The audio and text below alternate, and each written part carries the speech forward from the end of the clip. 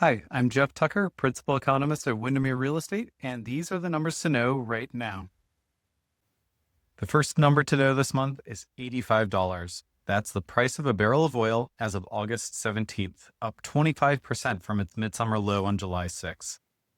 Now, the exact level of prices is not so important as the fact that rising prices reflect markets' growing doubts that the war in Iran and shipping through the Strait of Hormuz will return to peaceful normalcy anytime soon. And that means continued elevated uncertainty, inflation, and interest rates, which brings me to the second number to know this month, 4.7%.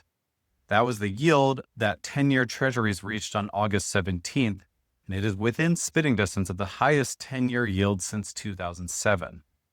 That reflects market concerns about energy prices, inflation, and the ample supplies of government debt being issued by the United States as well as other countries. And where the 10-year treasury yield goes, mortgage rates tend to follow. Here in the dog days of summer, mortgage rates are staying almost 3/4 of a point above 6%, which they touched on the eve of the war in Iran at the end of February. Now, this week also marked a watershed moment where mortgage rates are now higher than the same time a year ago, which will likely make for a headwind on home purchase demand compared to year-ago levels for the rest of the third quarter.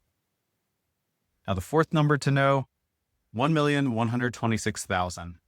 That's how many active listings were on the market nationally at the end of July, according to Realtor.com. That is just above the 1.1 million active listings in July of last year. Really 2% above the level at the end of July last year, which is actually the third month in a row that we've had that low and steady rate of growth, ever since a sharp slowdown in growth that began back in May of 2025, when inventory had been up 32% year over year. Finally, pending home sales were up only 2% year over year in July. After a few months of more like 5% growth, that might signal the start of a downshift in sales activity as buyers are growing tired of these elevated mortgage rates. So between that flat inventory growth and pretty much flat sales, this looks like a fairly balanced market between buyers and sellers for this time of year. Don't forget that late summer is usually one of the best times to buy because the level of inventory is really high, which gives folks the best chance of finding a good match.